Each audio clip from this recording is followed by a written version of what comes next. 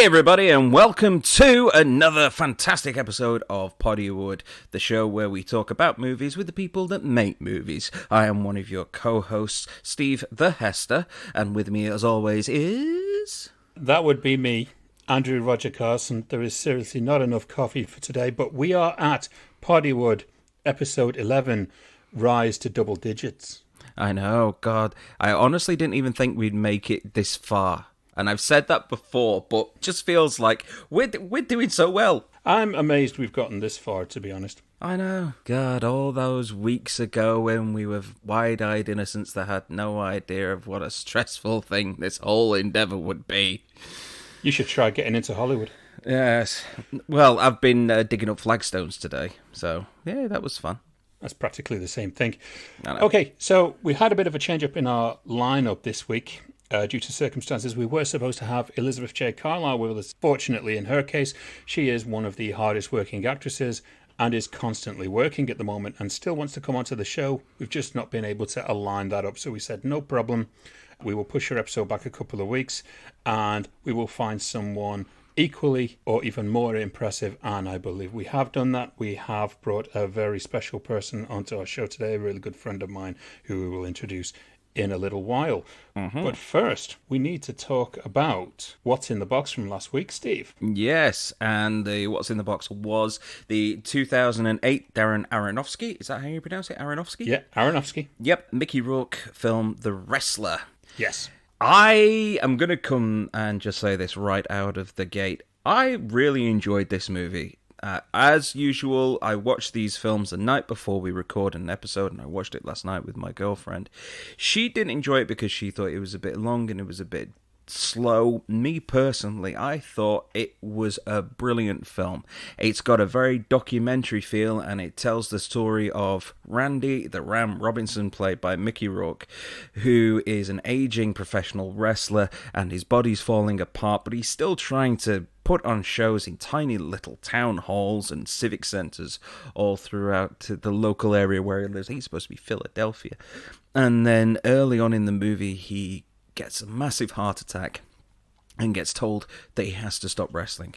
And it's at that point that he starts to reevaluate his life and the people that he is near to, or more importantly, not near to in the case of his daughter, and ultimately weigh that up against how he feels about leaving his life's passion behind. It is a really well-acted movie. I thought Mickey Rourke in particular, I thought he would stand out because his performance is so realistic, it's so grounded. There is nothing in this which ever feels over the top, and like I said a few minutes ago, it feels like a documentary. It feels like you're following in the footsteps of a genuine professional wrestler in their twilight years. Exactly, and this goes beyond acting for Mickey Rourke. This is a full-on transformation into a character. Without question, I could easily buy Mickey Rourke as a professional wrestler. Watching him in the ring, in the segments, there's a particularly brutal hardcore match about a quarter of the way in, and I don't know how much of that was staged and how much of that was actually realistic, but considering that in the opening match of the film, he literally, and I do mean literally, takes a razor blade and cuts his own head open in dedication to the role. He put himself through hell for this, and It shows up on screen. Every single thing that he went through to try and bring this character to life, he nails it. That's even before you look at the supporting cast as well, with the Rachel Evan. Is it Rachel Evan Wood? Evan Rachel Wood. Rachel Wood. Is it Evan Rachel Wood or Rachel Evan Wood? I don't know. Because I can't remember which round it goes. Are there two of them? I don't know. I think it is Rachel Evan Wood, but then I think when I went onto IMDb afterwards, it was Evan Rachel Wood. So I don't know. It could be two of them. But and then, of course, Marissa Tomei. Marissa Tomei, who would, let's face facts, she would give Peter Parker some very strange dreams after her performance as a stripper. And I did think it was rather nice because you had Mickey Rourke's character is in the twilight of his profession and no one really wants to see him. His body's letting it down because he's getting older. And then you've got a similar kind of story with her character, Cassidy. Yes, the parallel. Yeah, she's starting to get towards middle age. She's finding herself less and less desirable by the customers, and it's a nice little mirror between the two stories. But before we go any further, I will say this. It's full of actual professional wrestlers, including our very own Lloyd Anawahi. Hey, shout out to Lloyd. Yeah, who's there in one of the opening segments. And there's also a lot of it that's improvised. Yes, and you didn't know that Lloyd actually trained Mickey Rourke for this movie.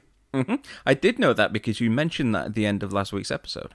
I did, but people weren't around for it, so... No, they weren't. I thought I'd chuck it in there, bit of a segue. But the good thing about this is you don't need to be a wrestling fan to enjoy this movie. No, not at all. It is a story about a guy who needs this occupation much more than the occupation needs him. All right, it's almost like a drug to him. It is. It spoke to me, because I watched it as well. I put so much time and effort into my career in this business, and seeing this character who dedicates his life to it, and he's got no wife, his family's kind of falling apart, his daughter doesn't know who he is, and this character's missed opportunities come from his real life stuff, not from his career stuff. No, it comes to a big head in particular, and this is spoiler territory, if you didn't realise that already, when he tries to reconnect with his daughter. This is after years and years of just general neglect in terms of their relationship together. And then, after eventually getting within reaching distance of getting the two of them back together, he blows it yet again. Yeah, this is also, I've got to put on a side note, as someone who has tried to make a wrestling movie, and still is. This is the first movie You're making a wrestling movie, Andy? At one point I was. The jury's still out on whether I'm still making it. But it only takes one person bringing a script back to you with certain changes to make you think, Jesus, maybe this isn't a good idea. Well, this was the first movie to really portray this entertainment world of wrestling with respect. It wasn't Ready to Rumble. It wasn't Body Slam. It wasn't All the Marbles. This was a character study. Yeah, it is. So realistic that apparently even Ric Flair, the Nature Boy himself, cried at the premiere of this movie. The direction of it, I think, it's very simplistic, and that's in style and narrative as well. But my God, does it really add to this sense of loneliness that this character has and the ridicule that this character faces in his everyday life from almost everyone. And it pushes you solidly behind this character where you really just want to see him have that last shining moment. Which he does kind of get at the end of the movie, with where he has to have a rematch with one of his old enemies, the Ayatollah. But what I do like about this movie is the fact that it doesn't try and show up professional wrestling as being real, but it also doesn't shy away from the fakery of it either. Oh, did you say fakery? Lloyd is going to absolutely batter you. No. Let me be absolutely clear on this. I think wrestling is both fake and real.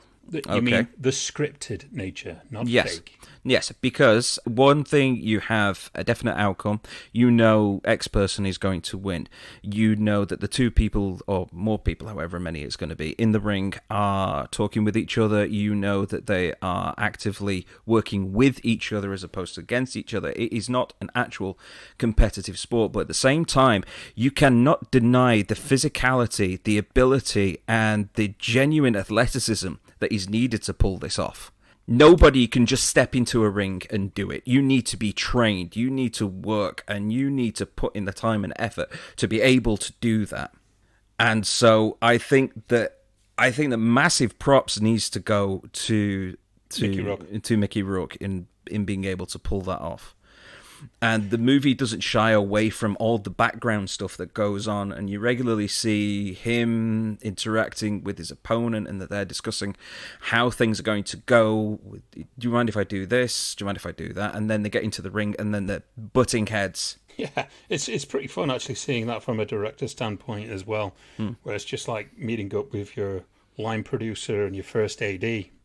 And your DP in the morning, like strutting out exactly how the scene is going to go. And that kind of spoke to me. And the other kind of scene that really did impress me was this really small throwaway thing that many people may have missed.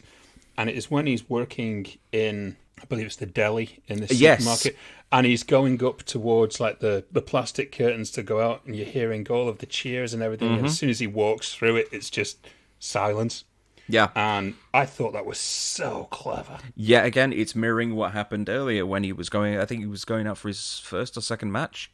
And it was a similar thing. He was walking back through backstage, and then he gets to the curtains, and his music plays, and the crowd goes nuts. Only this time, like you say, silence. Yeah. So. I will also say, in a final piece on this movie was only the third American film in history to win the Golden Lion at the Venice Film Festival. Mm-hmm.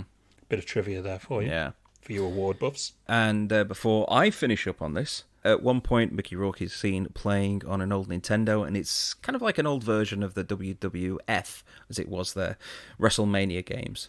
But Mickey Rourke also, round about the same time that this movie came out, voiced a guy called Dick Marcinko, who was a genuine soldier in the game Rogue Warrior. So there you go. Oh, you had to get a gaming thing in there, didn't you? I did. Look, you know movies, I know gaming, okay? So, yeah. Well, props and celebration for that. And speaking of celebrations, we've got a couple of anniversaries this week. We watch them again all of the time, or we get them on Prime for free. But we only know how old they are when we learn their anniversary. Did you slow that down? No? That sounded a lot slower this week. I never touched that, I promise you. Oh, okay. All right. I'll trust you on that. But anyway, we have a couple of interesting anniversaries this week. Okay, shoot from the hip, Andy. That's always been your style. Well, can you believe, Steve, I don't know, Andy. that 25 years ago this week, the first Mission Impossible was released? Oh, yay. Yay. And did you also know it's been 25 years since the seventh Mission Impossible started production? Yeah, I don't even know if that is actually still in production. I don't know if they're working on that right now. They've been shut down again, apparently. I haven't read into the news on it, but yeah, it's been shut down yet again. Feel so bad for the people who are working on it, unless they're getting paid a shitload of money to just sit around and wait. In that case, cool beans, I guess. Well, I don't know about that, but I think it's been shot in the UK. And if that's the case, then with British crew, you probably can get a few of them that are claiming some of the government assistance for COVID. Apparently, from what I was hearing, apparently the blame is being put on Tom Cruise for this recent one. I'm not sure how accurate that is.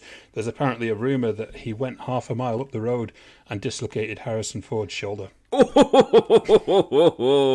I know, I'm sorry. That's terrible. But two films that are being shot practically right next door to each other. That's pretty impressive. And speaking of archaeologists, Steve, 20 years ago, Lara Croft Tomb Raider was released.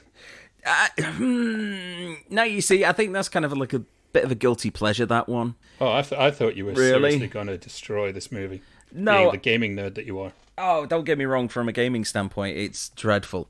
But it's one of those movies that if it's on, you'll probably watch it, but you're not going to go out of your way to search for it. I wasn't offended by it, and to be honest, Angelina Jolie is still the best Lara Croft that we've had in a movie. I haven't seen the new one with Alicia Vikander, but I do know that is more or less based on the plot from the 2013 reboot of the game, so I've pretty much already seen it. Ah, fair enough.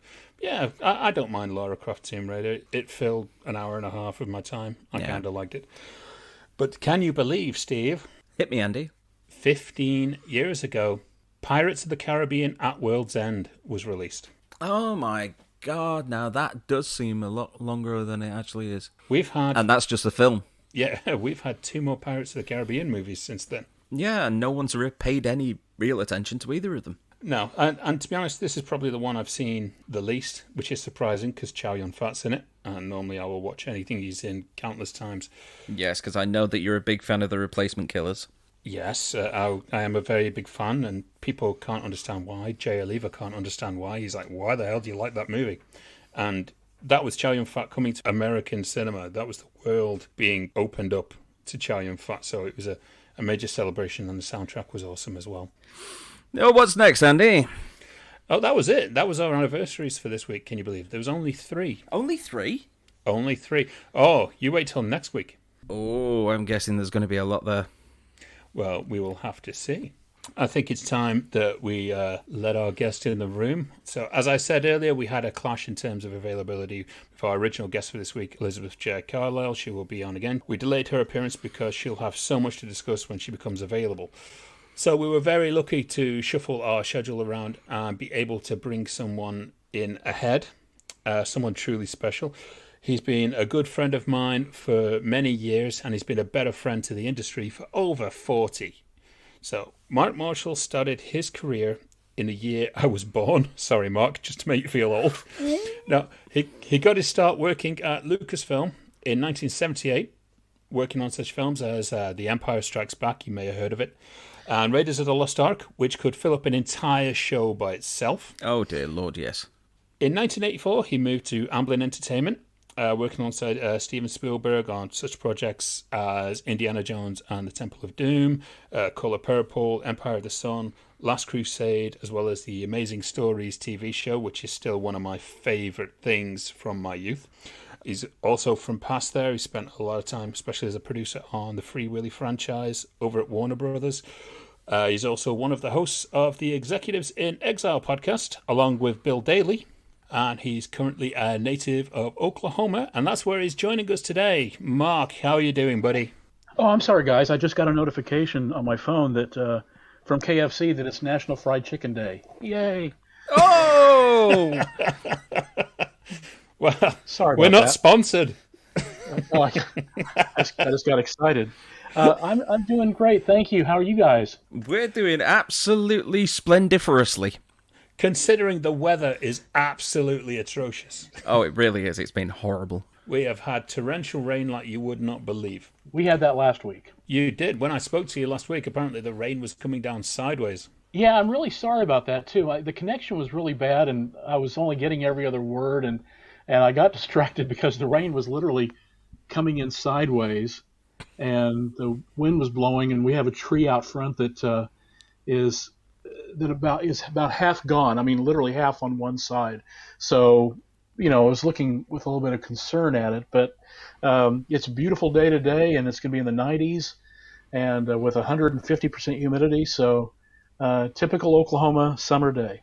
Well, at least there's no tornadoes. No, we've had a bad year for tornadoes. I think the whole tornado alley has shifted southeast down into Mississippi and Alabama. Well, they can have it. So while we were talking about wind in the 90s, we've actually got to go all the way back to the 70s. So there is no way, Mark, that we can cover your entire career, experience, and knowledge of this business in one podcast. And to be able to survive for over 40 years, over so many big-time productions and the relationships forged in it, I always find it incredible to hear about this knowledge, the stories you have that could be lost to time otherwise. Andrew, give me 5 minutes. I'll tell you everything I know. We need to pad this out. Come on. You gotta give us more than that. Yeah, make some shit up. It's fine.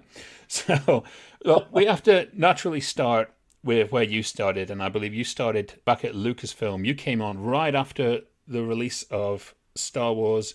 I guess you call it Star Wars Episode 4, A New Hope now. And I guess you kind of started working between that and More American Graffiti. Is that right? Well, yeah, but I got to go back even further because my first job wasn't at Lucasfilm. It was at a place called CPC Associates in Hollywood. It was a visual effects house that had been doing commercials and low-budget features for several years. It was started by a guy named Ron Seawright, who happened to be the optical guy for the Laurel and Hardy shorts. And Wow. When Ron died, his son Roy inherited the business, and I happened to meet up with some of the crew at CPC during a symposium with Industrial Light and Magic one Saturday, and just got to talking, and they actually hired me for one day as a PA, and then just kept me on for several months. But we did the Mrs. Butterworth commercials and the Pillsbury Doughboy commercials with the hard plasticine models, where you had to put the lip movements and the arms and stuff on. So that was an education. And it was while I was working there that I got a call from Howard Kazanjian, who was producing more American Graffiti and had a job opening, which I had bugged him for almost a year.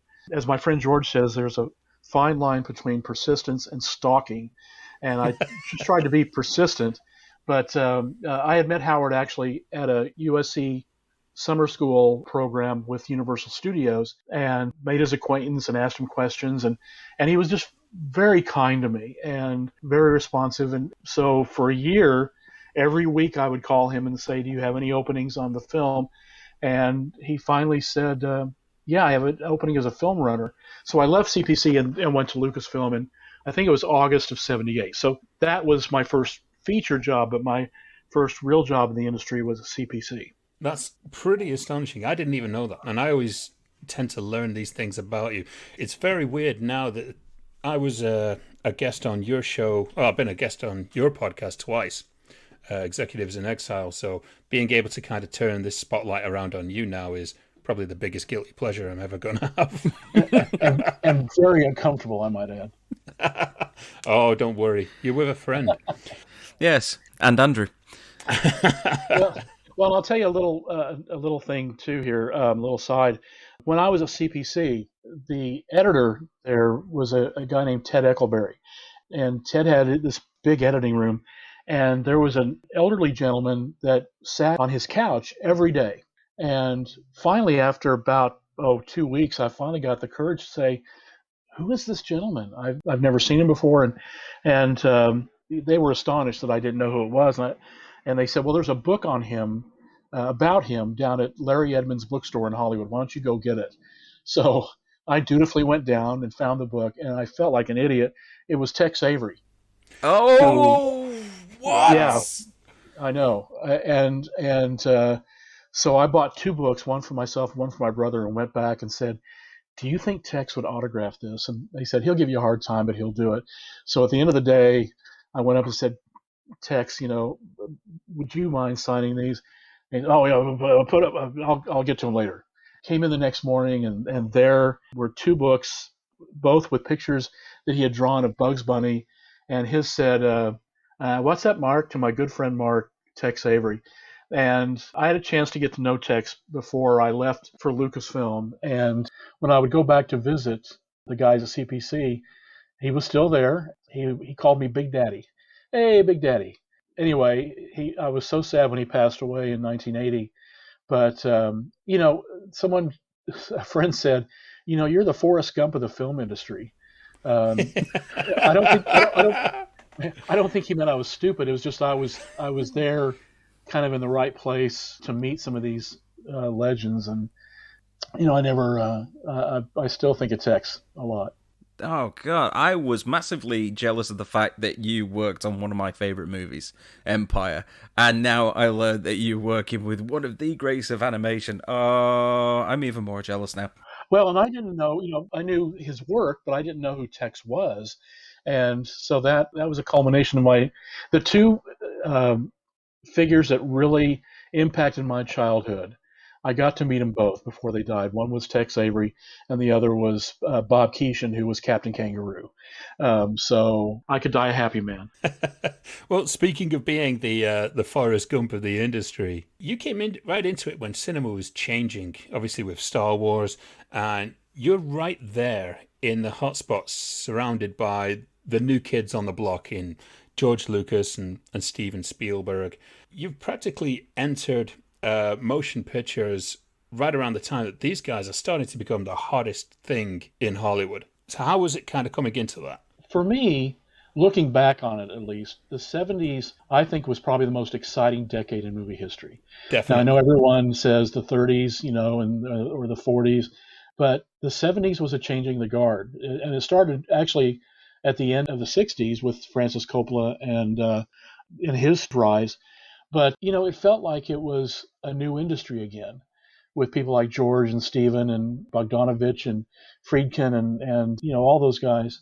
So there was a real buzz, a real excitement about where we were. Now, when I took that summer course at SC, the film department at University of Southern California was kind of the bastard stepchild of USC.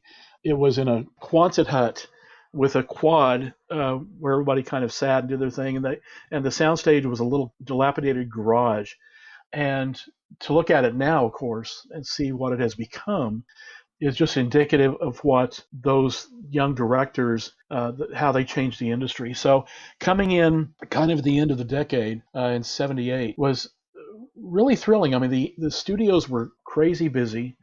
There was so much going on. And even though I originally wasn't on a studio lot, wasn't based there, we were across the street in a building called the Egg Company at Lucasfilm. It was still just so exciting to see everything going on. So, yeah, I feel really lucky that I got to actually be there when film was king, before digital, and kind of the new revolution in filmmaking. Well, Star Wars was obviously it was one of the biggest grossing films of all time, and the expectation behind Empire was to try and surpass it as much as possible. What was it like working there at that time, knowing that everything had to be dialed up and with a new director taking over? Was the energy different? Well, it's interesting because the purpose of Lucasfilm South, I guess, in Los Angeles, we were kind of the hub of the publishing, merchandising, legal, administration, things like that. So we were removed from what was happening up north. And, I just remember there was a lot of activity because when George hired Charlie Weber to run Lucasfilm, suddenly all these new ancillary market things were popping up, and merchandising was growing, and suddenly there were demands for personal appearances on the characters and things like that. And we had a small staff too, so there was a lot going on. And as a PA, of course, I was just trying to absorb all that was happening. But at the same time, it gave me an opportunity through friends and mentors like Craig Miller or Sid Ganis, an opportunity to try to do more. I mean, I actually started writing for the fan club newsletter and got to go to London during shooting of the Hoth sequences with Craig Miller to do the cast and crew interviews. So it was really like everybody pitching in and doing something different. Well, you brought up the fact that you were working for, well, kind of like the publicity arm of Lucasfilm. In terms of the merchandising and the publicity or anything, was there anything that you had come through that you can remember that people really leapt on, and there were other things that they just said, no, we're not touching that at all? Probably maxi pads. I don't know. For when the Force is with you. Yes. Oh God! Did they, instead of blue ink, did they use blue milk? I honestly don't think they saw a product they didn't like. I mean, I can understand too. I mean, they were approving everything. I can't think of anything offhand that they rejected out of hand, but I think they actually even approved a Star Wars cereal at one point, and Gloria Veerman, who was in charge of the merchandising, on one side of the building was all the offices and the atrium and everything, and on the other side was my domain, and then there was a loading dock. There was a huge warehouse area. So Gloria had one area which was just massive shelves after shelves, and had hundreds of each item stored on there, and so it was just mind-boggling, And then of course, when Steven came to do Raiders, they actually divided some of that warehouse and made production offices for Steven. So it was mind-boggling, all the things, and the novelization, the picture books. I had never seen so much merchandising for one film, and of course that was new anyway, because prior to Jaws, there really was very little merchandising in Hollywood, and the studios didn't think it was worth anything anyway. It's amazing to think that I probably bought most of that stuff, or at least annoyed my parents for most of that stuff when I was a kid. I can tell you also that one of the most amazing things is last year we had a friend who was clearing out of his loft and actually gave the original Millennium Falcon toy to my son Ethan, which he still plays with to this day. Wow. And I've still got mine. I wish I still had mine. And the AT-AT walkers as well. Yeah, exactly. And my kid is absolutely crazy on Star Wars, and I showed him a picture the other day of Mark actually stood by the real Millennium Falcon on the set of The Empire Strikes Back, and we've got to hear what that set was like. It was massive. Elstree didn't have a stage big enough for what George needed for Empire, so they built the Star Wars silent stage. And even with that, which was the largest stage in England at the time, I think it was before the Bond 007 stage of Pinewood, they ended up having to lengthen the stage and create a forced perspective set for the opening of the Hoth cave just to be able to give that perspective. So went on the set that first day, and I had never been in anything so big. And just apart from the fact that I had loved Star Wars, it just felt so familiar to me. But that my mind couldn't conceive how craftsmen could create something like that. And obviously, in talking about Raiders, which followed, I think, the following year, if I'm right, and this was the first kind of collaboration between Spielberg and Lucasfilm also.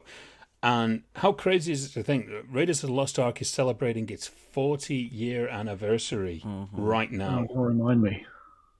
Yeah, it's I still remember when they started principal photography I think they were in France, because I remember getting a telex from Frank Marshall, and I don't know why he telexed me. Frank kind of took me under his wing because we had the same last name, but we weren't related. In fact, Frank's the one who got me the job with Steven as his home projectionist while he was prepping Raiders. And Frank sent me I think it was June 26th, said, we're off to France, say a word on Sunday for ComCs. I was going to church, and which I was amazed that he even connected that. But it was amazing. I think the first shots were the submarine base in New Rochelle, France, and that kicked it off. And even though I left during production, I think toward the end of production on Raiders, no one had any idea that it was going to be what it turned out to be.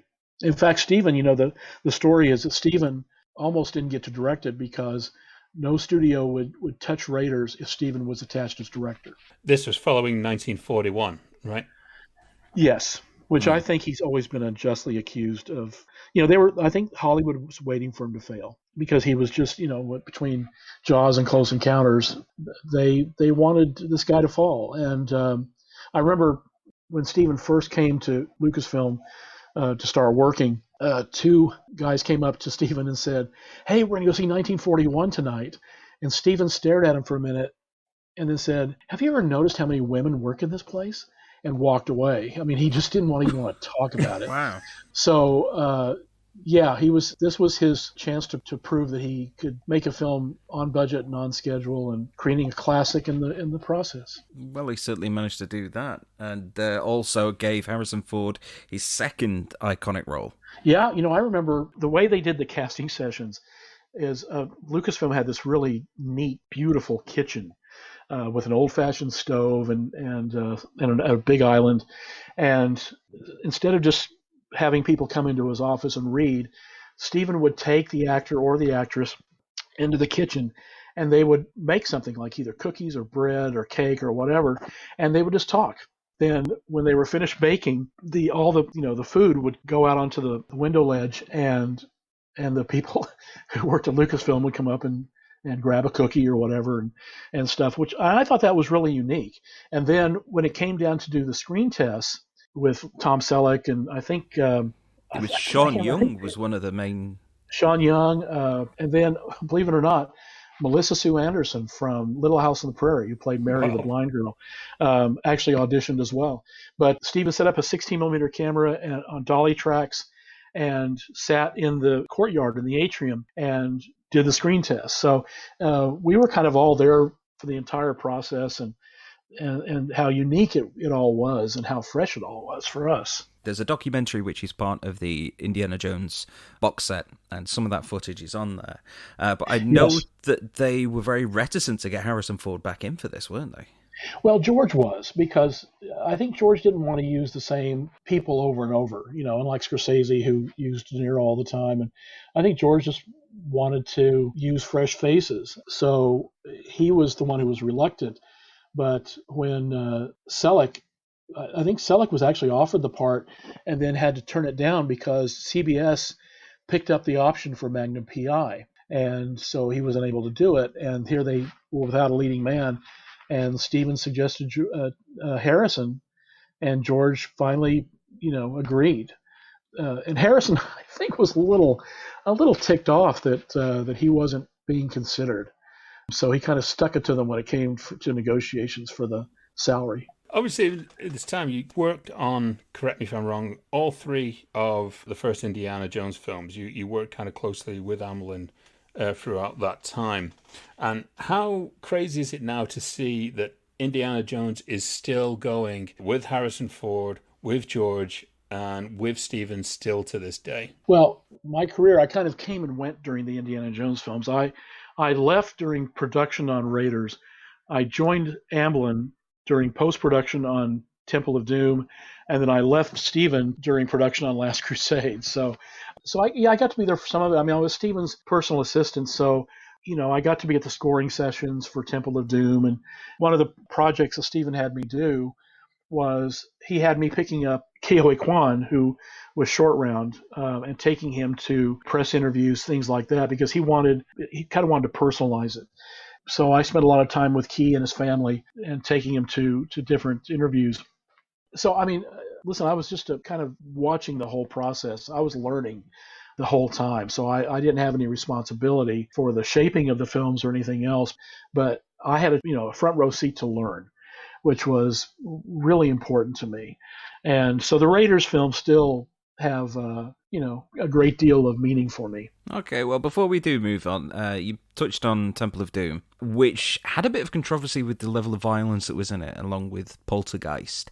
Did you notice any of the fallout from this? Because obviously this was responsible for changing the rating system in the US. The only thing I witnessed was one of the person who really kind of blew up the whole controversy was a film critic named Gary Franklin, who was, I think, hired by the local CBS affiliate in Los Angeles as their film critic. And Gary Franklin was a kind of a pompous ass, to be frank, and loved to stick it to people. He loved to give films bad ratings, no matter how good they were. And I remember Stephen and George were at the Grauman's Chinese Theater to have their hand and footprints, immortalized in cement. And there was a big crowd and press conference, and they started taking questions. And Gary Franklin piped up and said, Stephen, who should see Temple of Doom? And Stephen, without missing a beat, said, everybody but Gary Franklin. And which got a big laugh and kind of humiliated Gary Franklin. But he's the one who really kind of pushed for the PG-13. I don't know personally that it was necessary. I think when you go into a movie, you kind of just innately know that this is movie violence. This is, it can be very effective. I understand that. But I don't see a lot of difference today between, PG or PG-13, to be honest.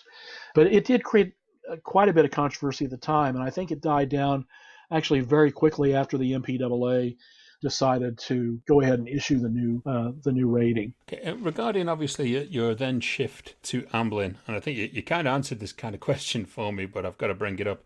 So obviously this came about following your guy named Joe incident. Oh. You thought I'd forgotten about that. Steven's going to hear about this one of these days. Hopefully, in that case, we might be able to convince him to come on. I don't know. You might. So you want me to tell it? Go ahead. Tell the story. Okay. Well, so like I said, Frank Marshall was responsible for me getting the job running films for Stephen at home at night. And Stephen had just had a public breakup with Amy Irving and was kind of in an emotional state. And his favorite movie was A Guy Named Joe, which was an MGM movie with Spencer Tracy and Irene Dunn. And Stephen remade it years later as Always. But if you've seen the movie, you know how, it's an emotional movie and all. So my first night running films for Stephen was a brand new print that MGM had made for Stephen of A Guy Named Joe.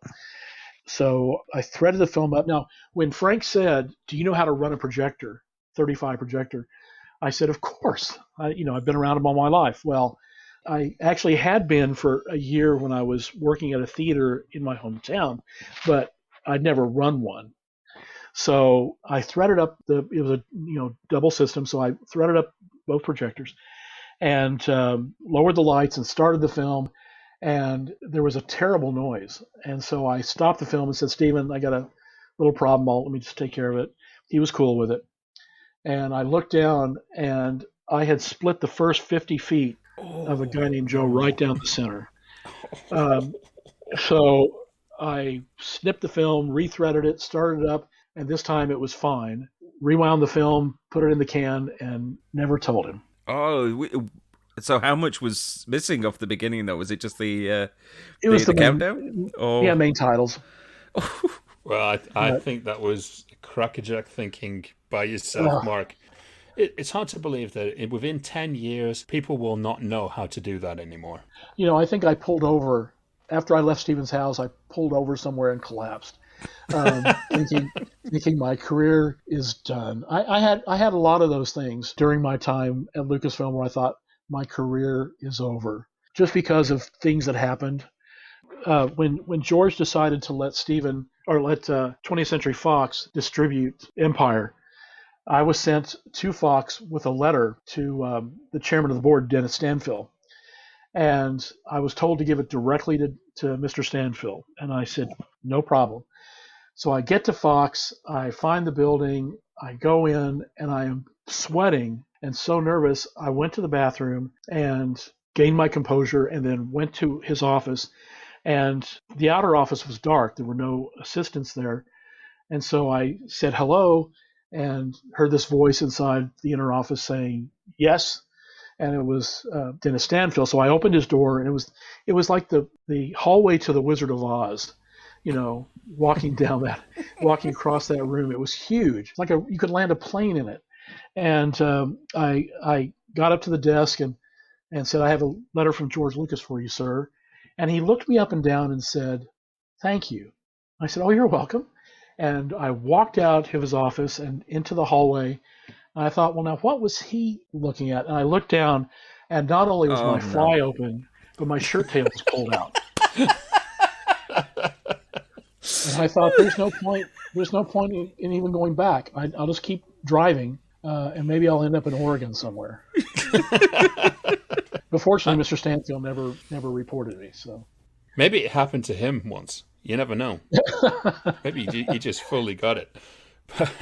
No, thanks for telling us those stories. They're just absolutely gold.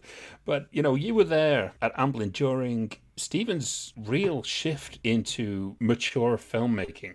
Obviously with The Color Purple, which is an amazing movie that is not certified fresh, but is sitting at something. It isn't. No, but it should be. And, of course, Empire of the Sun as well, which is certified fresh. So, as I understand it, you were there. I have seen some of the pictures you have taken and been there during those productions. What was that like being in that major shift in probably the most famous filmmaker on the planet at that time? Well, the second year that I was at Amblin was the year that Amblin put out 5 films. It was The Goonies, Color Purple, Money Pit, Young Sherlock Holmes, even though I think Money Pit didn't come out till 86, and Back to the Future. And we had a staff of 28 people, so it was amazingly busy. And Amblin was getting a lot of notice, and we left for North Carolina to shoot Color Purple around the time Goonies came out and before Back to the Future and all. Yeah, it was interesting because Stephen, I think himself, was unsure that he was the right director, and actually told Quincy Jones that. He said, I'm white. I think he was just stating the obvious. I'm white, and who am I to tell, a black story? And Quincy said, well, you didn't have to be from Mars to direct E.T., did you? And that kind of convinced Stephen. Yeah, absolutely. But I'll tell you, it was such an amazing summer. And that'll probably be the pivotal summer for me, was the summer of 85, because coming off of being with Stephen while he was directing second unit on Goonies to directing 2 amazing stories episodes and then right into Color Purple, it was amazing to me that this man could do so many things at once and still creatively ride herd on the other projects that Amblin was producing and ones that were in the works as well.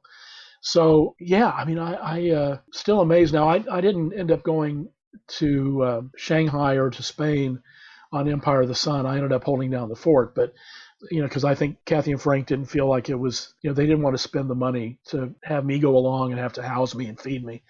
So that's why I think I cherish the Color Purple experience even more. And I do have a lot of pictures. It was amazing that we were allowed to, even though we had a great unit photographer on both Goonies and Color Purple, a guy named Jack Shannon, he didn't mind us taking pictures. And excuse me, a lot of us did. The cast, crew, everyone took pictures because they wanted to remember the experience. Well, you've listed some incredible movies just in this short session, but a lot of those have basically summed up the lives of every kid that grew up in the 1980s. How does it feel to have that kind of legacy on your CV? Old. Makes me feel old. Well, that's why I'm thankful for people like Stephen and George and Dick Donner, who passed away yesterday. These are the movies I would have grown up on had I been a kid in the 80s or whatever. And I guess what I learned in the film business is that when you work on a film, first of all, you hope it makes money because you put so much of your heart and soul into it. The entire crew, the cast, everyone gives so much of themselves to make a movie that you hope that people respond to it, and the obvious response is the box office. So you hope that it makes money. Secondly, you hope that maybe it's remembered for a few years and even talked about in around the water cooler. But I guess the ultimate compliment is that it becomes something else over the years with time. And that's what Goonies became. I mean, when Goonies came out in 85, it made, I think, $67 million. It did not make a lot of money. And it was off the screens in a few weeks. Back to the Future is the film that everyone talked about that summer and made $300 million, at the box office. In fact, I had a bet with the PA on Back to the Future, Steve Talmy. I said, Goonies is going to make $300 million and Back to the Future is going to be forgotten. And it was just the opposite. But over the years, both films, of course, have grown in cult status. But Goonies has been so taken to heart by generations of moviegoers. Kids who saw it in the 80s and who are fathers, now are introducing it to their kids. It's yes, and that is incredibly gratifying. I hear from Goonies fans all the time, and they're lovely people, and they tell me what it meant to them. And I'll tell you, it gets emotional because you just don't expect stuff like that to happen. So I'm really grateful that I got to be a part of that. No, definitely, and there is an entire focus that we do want to do on the Goonies with you on another episode. You mentioned, obviously, with that summer, working on Amazing Stories, this is like the cult series of the 80s. I mean, it only ran for 2 seasons, but it introduced so many big-name stars at the time. And obviously, Stephen directed 2 episodes in The Ghost Train. And my personal favorite episode was The Mission, that had Kevin Costner, Kiefer Sutherland, Casey Siemaszko. It was just an absolutely phenomenal... Which episode was that? It's set around the crew of a World War II bomber. Oh, yes! And yes, I know that one, the gunner yes. gets stuck in the turret underneath. Yeah. And Mark was there, obviously, when that episode was being filmed. Was that being filmed at Universal? It was. In fact, it was shot on stage 28, which was the Phantom of the Opera stage. Yeah. Half the stage was still contained the set from the original silent film Phantom of the Opera. And Universal never tore it down, although it was never really a part of the tour. I think they just were nostalgic and kept it standing. But the other half of the stage was empty, so the... plane was there, but, it was fogged in, so you never really saw the edges of the stage. But of course, all I remember of that experience at the time was trying to deal with Kevin Costner's agent, who insisted that Kevin wanted to keep the bomber jacket, and Stephen refused. And she was incessant in bothering me to try to harangue me to get it. And so when I see the episode, that's the first thing I think of. Was the second thing you ever think of, is it always the tour that was coming by? Oh gosh. So as I said, Stephen used a lot of chemical smoke to fog in the stage. The first day of shooting, Stephen decided that he was going to do the opening 7 minutes of the film in one shot. So we did a couple of rehearsals and the camera crew got it down and everybody hit their marks. And so we did a couple of takes. And by then it was kind of late morning. everyone was starting to kind of feel the effects of that, because that chemical smoke would it was oil based, Yeah. and it would start coating your lungs and making it difficult to breathe. So Stephen called a break, and they opened the soundstage doors. Well, stage 28 was right next door to a part of the tour where the trams would come in, people would get off, and they would go into these two little stages they had set up as a special effects demonstration. So they had the ET ride. You get on the ET for the blue screen, and people could see the background being projected. So it was a real busy part of the lot. And Steven decided to take a break, and he walked out, and he actually kind of leaned against one of the stages and just closed his eyes and pointed his face up toward the sun. I was off to the side. I knew when Steven was thinking or didn't want to be bothered, and so I would just kind of stand by in case he needed something. And a tram was getting ready to leave, and suddenly this lady kind of almost did a double take and looked over and got off the tram, which you're not supposed to do, and ran towards Stephen. And she got up to Stephen, and she raised her camera, but didn't take a photo. Well, Stephen saw her, and so he very politely smiled, and she still didn't take the picture. And finally, she got exasperated, and she said, "Excuse me, would you please move?" And Stephen said, "Sure." And he stepped to one side. The lady took a picture of what he was leaning against, which was an ET poster. and, and then ran and got back on the tram, and the tram took off. Oh my God. And Stephen looked over at me, and then he shrugged his shoulders, and I shrugged my shoulders, and we went back to work. Oh, I bet she is kicking herself. I don't think she ever knew. No. Those are the kind of instances that really just live forever, especially in that kind of career, working on those kind of projects. And obviously, you carried on there. You ended up working a lot at Warner Brothers, obviously with our good friend and occasional guest, Bill Daly. Yes. So I believe you know him. So, oh, yeah. I mean, you got to a point where you actually became a producer on the Free Willy franchise, which is a very beloved set of movies, especially the first. And, that's how we kind of got to know each other when we initially got talking. I mean, that's quite an achievement, working through the business for that long to finally land in these family-friendly movies. Yes, and I got to say, first of all, I love Bill Daly. Bill is a great friend and was my boss at Warner Brothers later on when I was poor guy. Supervising post-production. Oh no, listen, Bill and I had the greatest time. Bill was a blast. He's one of the smartest men in the business. He is. Has a head for figures, but he also knows his business backwards and forwards. But before Bill was the senior VP of post-production, he actually was our post-production accountant on Free Willy, and that's where I met Bill. But I got to say that it's the generosity of Dick Donner.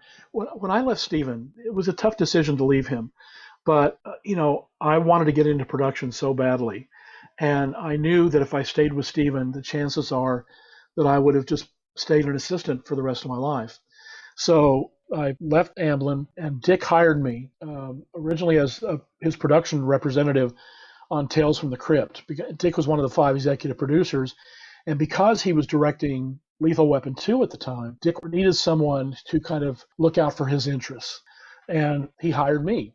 More is the pity for him to place that faith in me. But anyway, I worked on Tales for a couple of years, and then during hiatuses, I switched over to Donner Schuler Donner Productions and was Jenny Liu's assistant on Radio Flyer and Lethal Weapon 3. And then when Dick promoted Jenny to full producer on Free Willy, Jenny made me her associate producer, which I repeated on Willy 2, and she bumped me up to co-producer on Willy 3.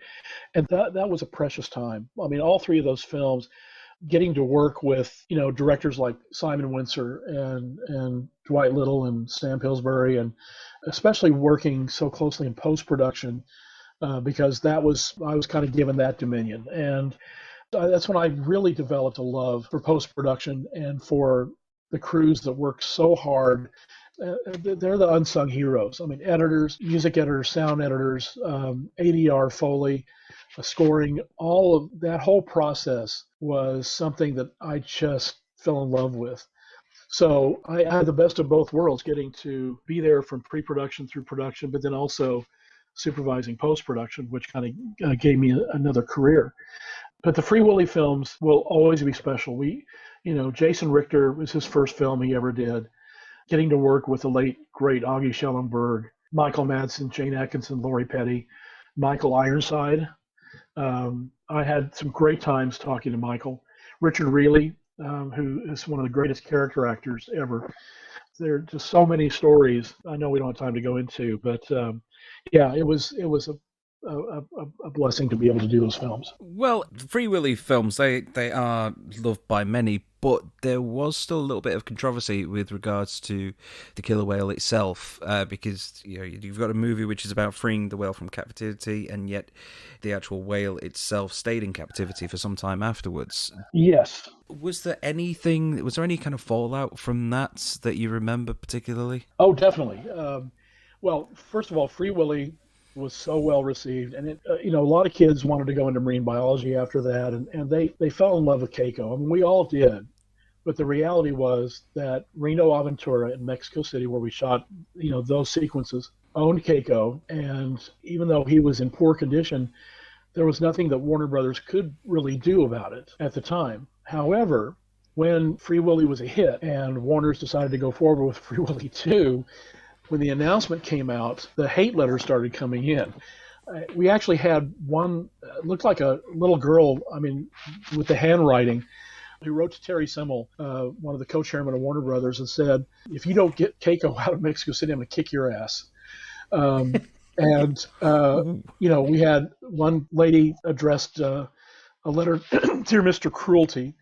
That is what kind of lit a fire under Warner Brothers to do something. Now Dick and Laura Schuler-Donner and Jenny Lou Tugend were trying to work behind the scenes to make something happen long before Warner Brothers ever, did anything. But when Warner Brothers lent their, name and their money, things started happening, and it became a cause célèbre. I mean, getting Keiko, literally saving his life, because he would have been dead a year or two down the road.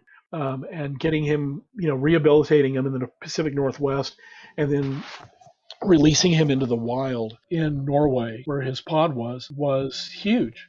But despite that, the feeling was, well, hey, we spent $20 million on Free Willy. If we spend twice as much on Free Willy 2, we'll make twice as much. Well, we actually kind of made half as much. So that's why Free Willy 3 was made in Canada, and we flew under the radar, just like we did with the first film. In fact, Warner Brothers executives referred to us as that whale movie. And our dailies were always put on the executive schedule at the end. And most people didn't stay for them anyway. So, yeah, there are a lot of stories about Free Willy and the positive response to that, and suddenly becoming a thing, cultural thing. But, you're right. I mean, if Warner's had just gone ahead and left Keiko in Mexico and he had died, it would have been a nightmare. Well, at least there's a happy ending there. Yeah, I mean, even though Keiko died, he got to be free, literally free. It turns out that Keiko loved people, number one. And so his pod was right there, and he tried to rejoin them, but he kept coming back to the pen to be with people. I think he just was used to that. I know I'll tell a little story here that I don't know if I should tell this, but Walt Conte, who built the animatronic whales and the miniature orcas for the films, had to get in and measure Keiko, so had to get in his tank at Reno Aventura in Mexico City, and Keiko got excited. And yes, and Walt was unsure whether he should measure that so he could be correct in all measurements. But yeah, Keiko took quite a liking to Walt. Yeah, I think that model probably showed up in the rated R version. Yeah. Free Willy in name, Free Willy in nature. Yes, well, I know Free Willy means something different to you guys over yes. in England. Okay, so Mark, one of your big loves is obviously working post-production, and you can have a good extensive work, especially leading up to Harry Potter and the Philosopher's Stone, or the Sorcerer's Stone if you're American, celebrating 20 years this year. We are going to do a special on that. And I know Harry Potter and the Sorcerer's/Philosopher's Stone is something that you hold very dear to your heart. First of all, it was only my second time in England. I was working on a HBO project called 61 Asterisk that Billy Crystal Billy Crystal, yeah. Yeah, and we were in the last 2 weeks of post-production. We were supposed to deliver, and I was all ready to deliver. I had it scheduled out and everything, and I got a call from Bill Daly. And Bill said, "Hey, I've got a project. I can't tell you what it is. Do you want to do it?" And I said, "I'd love to," but he would not tell me what the project was. So I went to Billy and said, "Billy, look, I'm going to be able to finish out about a week of this, but Warner Brothers has called." And he said, "It's a great opportunity. You got to do it." So HBO hired another post supervisor to finish up the last week, except Billy wouldn't let the film go. It didn't premiere until April, so he still had 3 months. This was January of 2001. So I left, and of course Billy hated the other guy and made life miserable for him and wouldn't let the film go. And anyway, but it was a wonderful film, and working with Billy was a dream. Finally, Bill said, "Okay, look, I'll tell you what it is. I can't let you read the script yet, but I suggest you read the book." So he told me what it was, and I found the book and really enjoyed it. But I thought the post was going to be done in L.A. And when he said, "Oh, by the way, you're going to be spending 10 months in England," I had literally 5 days to drive back to Oklahoma, pack my bags, and be on a plane to England. So I was really caught up in this whirlwind and got to England and met the editor, Richard Francis Bruce. And I already knew Chris because Chris had an office at Amblin back in '84. He had just finished Gremlins, and he wrote Goonies at Amblin on this little bitty word processor with a little square screen with green letters. And it was something new for all of us. Anyway, so I knew Chris and got to meet Mark Radcliffe. And I'll tell you, it was one of the most unique and enjoyable experiences I've ever had. Now, every film that I've worked on, with few exceptions, are memorable in one way or the other. And I mean, Goonies will always be dear to my heart. Color Purple will be, Free Willy, of course. But Harry Potter was something new altogether for me. The British crew were fantastic. We just had such a wonderful time together. And being on location, there were 5 of us Americans who were on the film. So we tended to congregate and have dinners together and things like that. But yeah, I'll tell you, I don't even know where to begin with Harry Potter, except to say that it was a very defining moment for me, and probably one of the high points. Also, the good news is, with it celebrating 20 years this year, we are going to be doing a special episode on it, like we did with our Green Lantern episode with Bill Daly. So we're naturally going to have to bring you and Bill in for that episode. Oh, yeah. To discuss this landmark movie. Yeah, it was daunting because, number one, it was Warner Brothers' hottest potential franchise. There was such pressure to please Joe Rowling, the author, and it was, one of the biggest productions that the Warner Brothers had done. Because of the piracy issues and things, we had so many meetings with Warner Brothers heads of departments about security and how we were going to handle this. I mean, I had done post schedules in my sleep, but this was even bigger because we had actually 2 different versions. There was Harry Potter and the Philosopher's Stone and Harry Potter and the Sorcerer's Stone.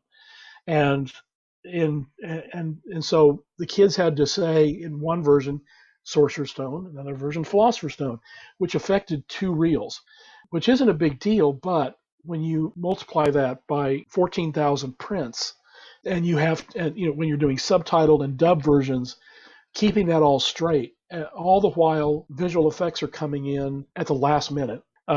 It created some hairy situations, but we did it. I think that if you ask Chris, he's probably not pleased with all of the visual effects, but we just ran out of time. We really risked our release date if we weren't able to get all the effects, cut into the negative. So it is what it is, but I think it came out pretty darn well. And man, look at what the franchise has yielded. Definitely. It's very true. The last time me and you were together, obviously I was a guest on your Executives in Exile podcast, at Universal Studios just last Yes. year.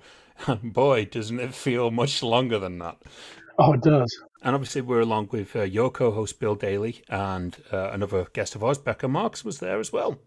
Yes. She's appeared on our show also over the last couple of months. In the opener. In the opener, very first guest. Now, obviously, you've kind of moved back to Oklahoma during the pandemic to be closer to home.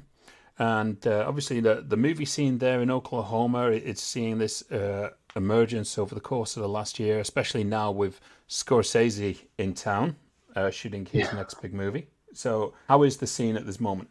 Yeah, and Oklahoma has a growing film industry. In fact, just in the last 6 months, we've had a major soundstage complex open in Oklahoma City.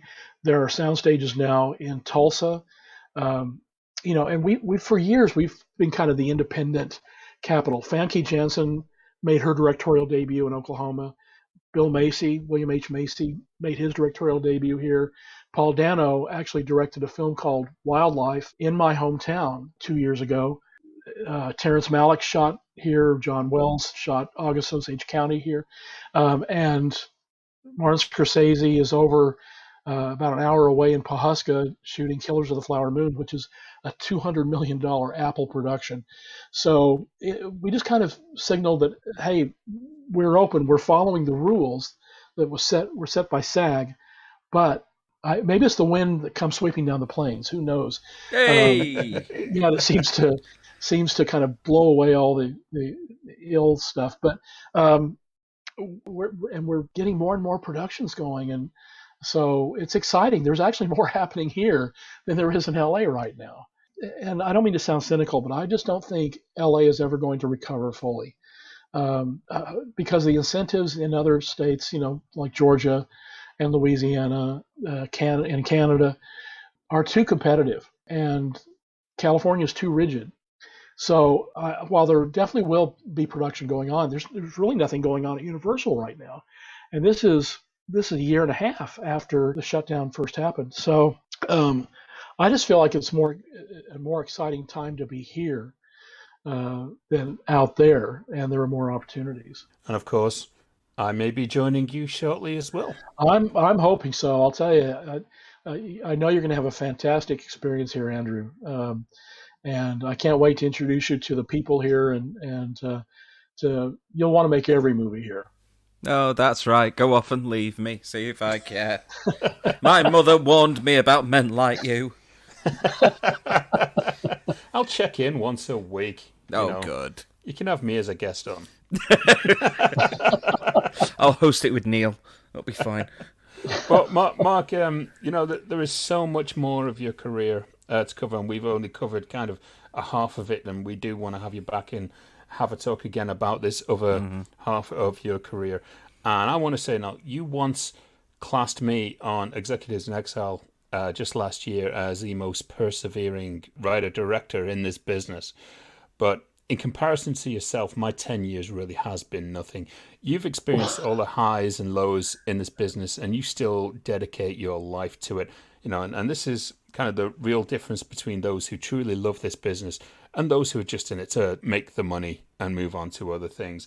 And I've got to say, without you, Mark, I probably wouldn't have a lot. And I've got to thank you for that kind of trust and, that friendship that you've put into me and really helped to guide me. So, Andrew. And I know that you've kind of passed it down from your experience of the people who have been there for you. And I think that's the most honorable thing that you really have in this business. I think the best thing, I appreciate that, but I think the best thing we can do in this business is to pay it forward. I had people in the start of my career who gave me either great advice or opportunities. We owe that to the next generation. And, I see that you're the kind of guy who also knows the fine line between persistence and stalking. And you have the talent to back it up. And so I see nothing but great things for you in this business. And, even though I'm in my 60s now and probably my best years of my career behind me, I still get excited every day because I see that there are possibilities. One good idea can change everything. And the fact that the unions in LA now consider places like Netflix and Hulu and Amazon and Apple as studios, not streaming services, shows that there is so much more. There's an insatiable need for good ideas and talent, and you have both. So I'm excited to see your career continue to develop, and I'll be your biggest cheerleader. And you'll be there, obviously, showing me all of these amazing locations that you've seen over the years. Well, I hope so. I mean, I'm practicing right now by saying, right away, Mr. Carson. I'll just be in the pub. Yes. You'll be in the Steve, pub. you'll be there. Like I say, you've had 40 plus years in this business. But what we really want to know is if you can nominate 5. Now's the time to nominate 5. Nominate 5? Yes, nominate 5. Not 3 or 4 or 6 or 9. Now's the time to nominate 5. This is where the madness begins. Who do we thank for that? We thank our good composer, Neil Pretty.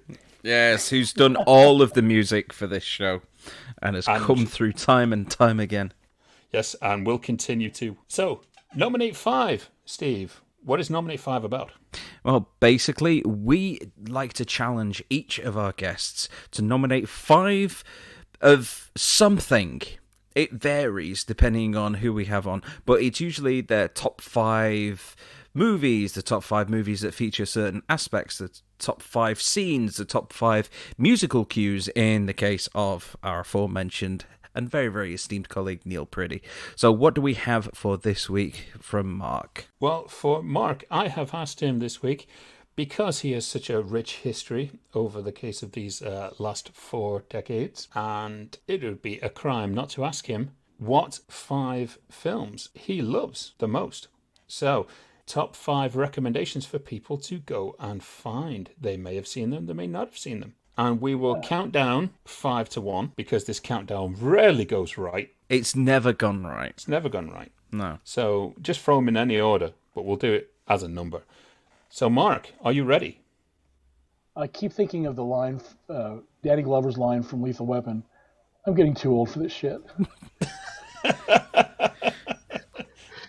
Very true. I'm ready. You're ready. Okay, so let's start with number 5. What have you got for us, Mark? Okay, believe me, narrowing down a list is not easy because there are so many. But my number 5 is a movie from 1986 starring Tom Conti called Saving Grace, who plays a young cardinal who becomes pope and laments the fact that he has lost touch with his people. And one day, while gardening in the Vatican garden, this piece of paper he has with him blows over the Vatican wall, and he goes to get it, inadvertently locking himself out. And instead of going back around to get in, he wanders off into the countryside and has an adventure where he meets up with a situation that desperately needs his help. It's such a sweet movie. It has stayed with me all these years. You can't find it anywhere.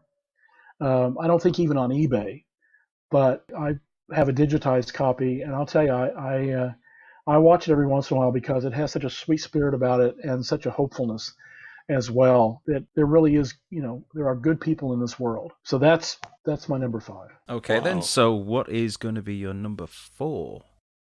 Well, speaking of Grace, my number 4 is Amazing Grace from 2006 with Ian Griffith as William Wilberforce, who, as you know, I'm sure, was in Parliament in 1797 and worked tirelessly to abolish the British slave trade. It was actually the transatlantic slave trade. I'll tell you, I love history, number 1. Number 2, I love hearing stories that I'd never heard before, and I was not aware. The reason it's called Amazing Grace is because he goes to seek the counsel of a former slave trade captain, ship captain named John Newton, who is now blind, and recounts his conversion.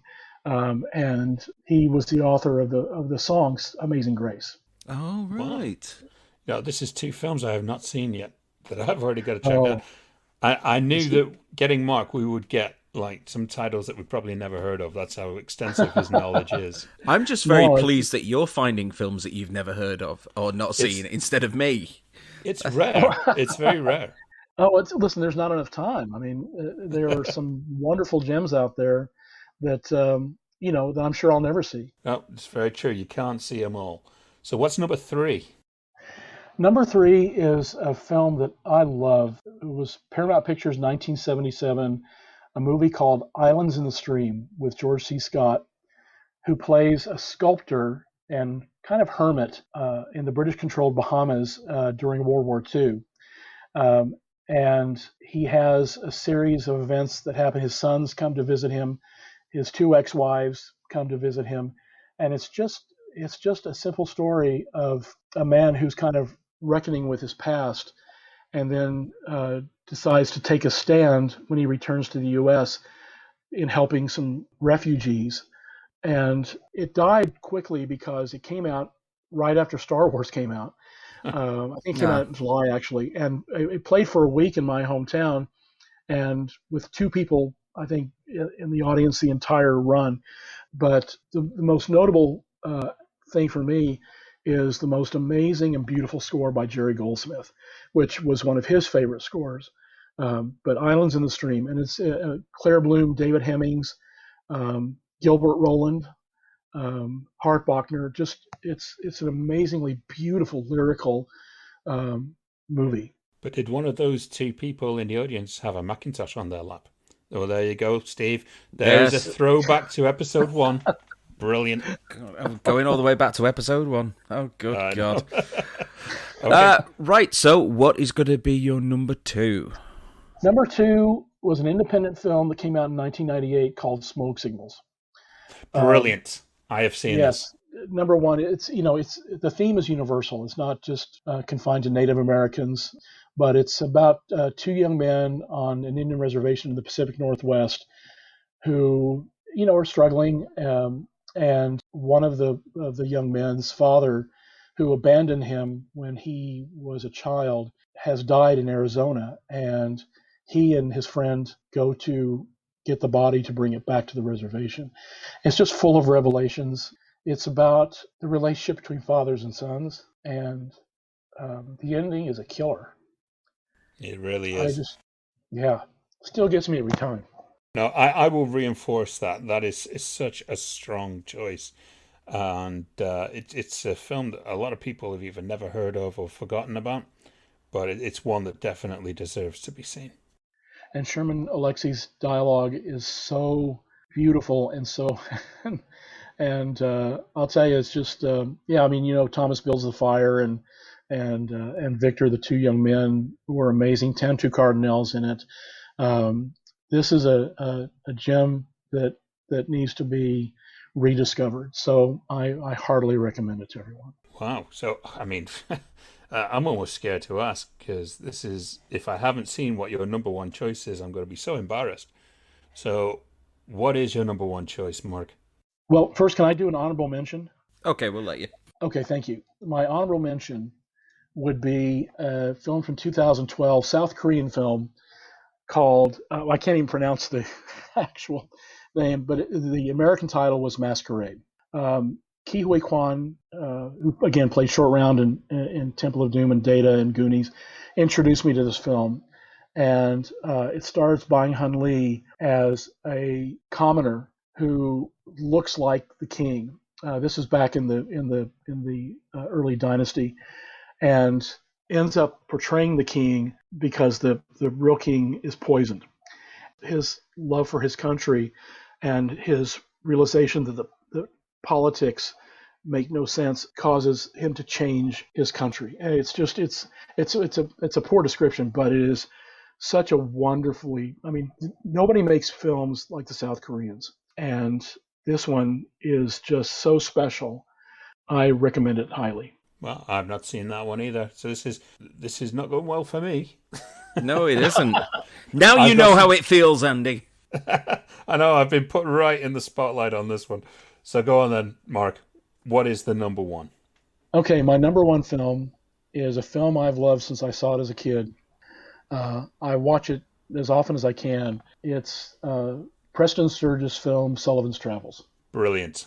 Yes, I've seen this. It's a story. Joel McCrea portrays a famous Hollywood director of comedies who is at the top of his game, but has decided that because of the depression and everything else, he needs to make a serious film. So, against the advice of all his handlers, he becomes a hobo and sets out across the country to really, find out what the issues are and to make so he can make his epic film, Oh Brother, Where Art Thou? And finds along the way during the depression that what people really want to do is laugh. Sorry, it's just such a meaningful movie for me. No, I can imagine it. I mean, it is an incredible movie. One that doesn't get mentioned half as much as it should do. Well, the famous line for me was when John Sullivan, the director, says, there's a lot to be said for making people laugh. Did you know that that's all some people have? It isn't much, but it's better than nothing in this cockeyed caravan. That's a good line. It's a great line. Yeah, it's one for the ages. It really is. And that is such a good choice. That might be actually one of the best choices we've had on our countdown. And I guarantee you there should be a lot of people who need to go and see this movie. They need to hunt it down and find it because it really is just a phenomenal piece of work from an era of movies that it's rapidly getting forgotten about. Yeah, and Preston Sturges was an amazing director of social commentary. He had such an ear for dialogue and keeps it moving. And if for no other reason, watch it for Veronica Lake. Yes. Oh, yes. And then discover the rest of it. But yeah, it's a classic. Well, you know what? It's a hard nominate 5 to beat this week. This is definitely going to be the one where I think pretty much maybe all 6 of these nominate 5s, including the honourable mention. It's all right. Bill added 2 on last week. I know. Or the other week. I'm going to have to just redo it, so I just put a little electronic Stephen Hawking kind of voice. Now's the time to nominate 6.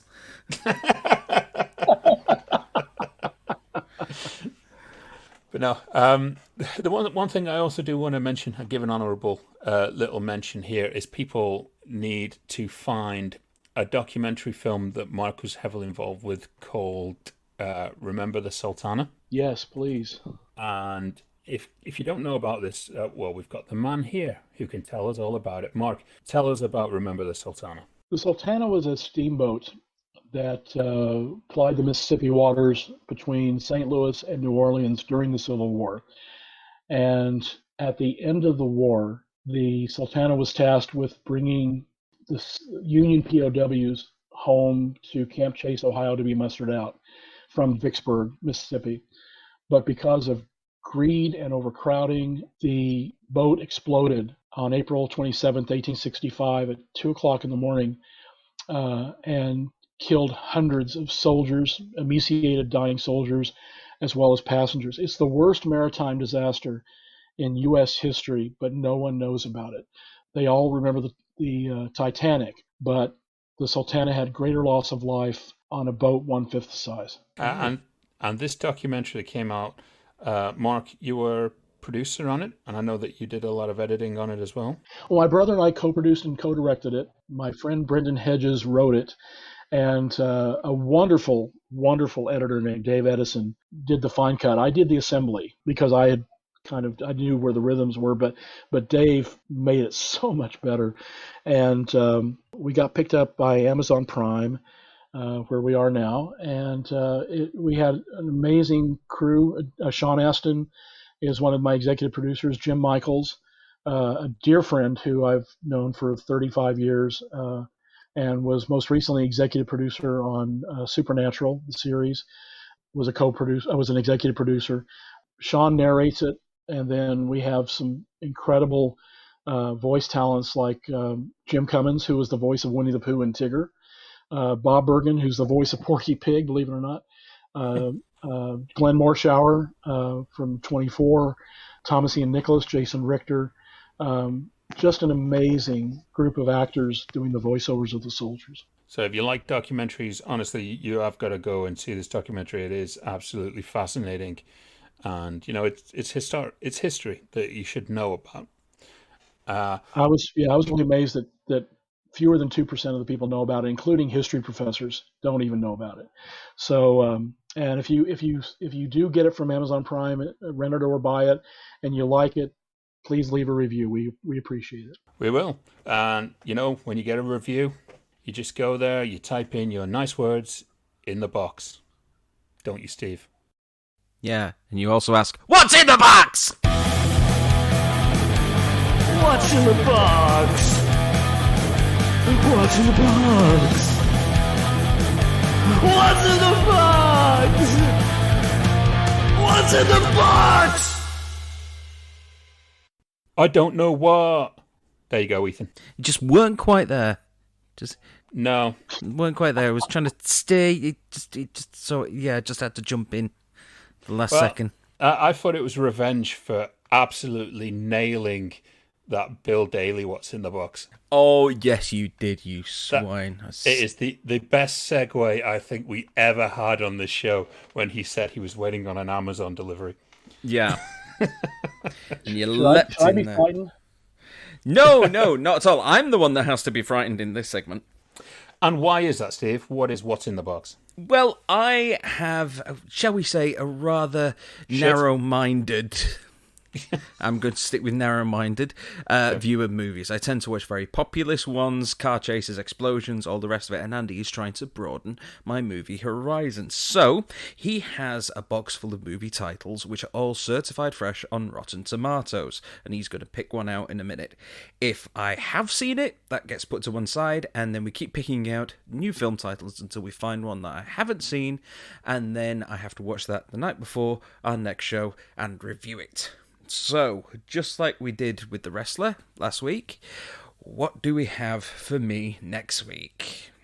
Okay, well, while you were giving the explanation there, I reached into the box and I have actually pulled a good one, and it's a very light-hearted movie, actually, with kind of a tragic story behind it. And it is 2007's movie Waitress that was directed by Adrienne Shelly.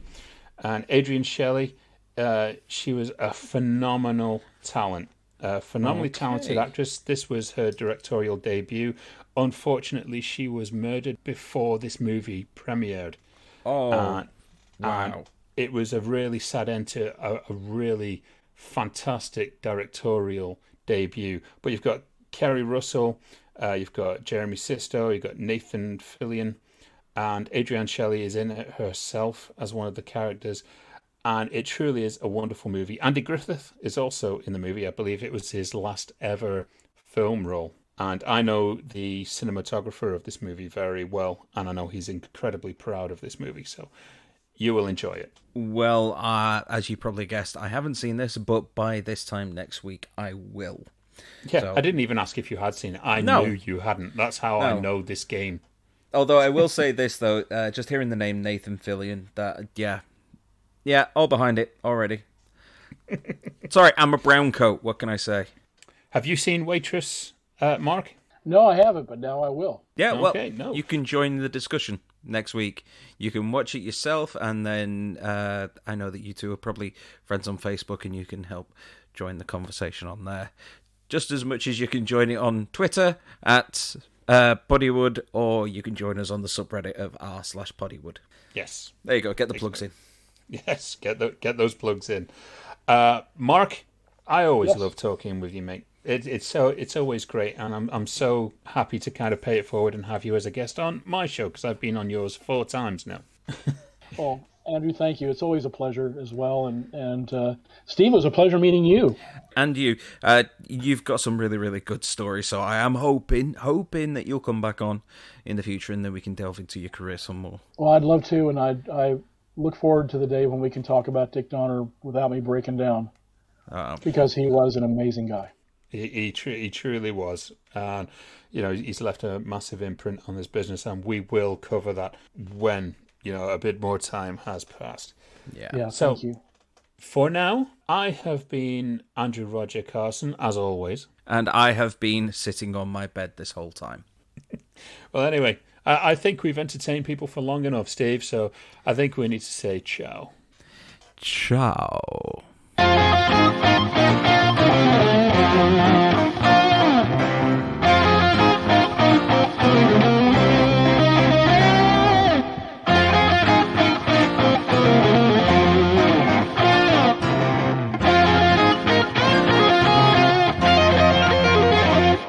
Shout out to Mandy Vermeer and the Nerd Herd. I got it in.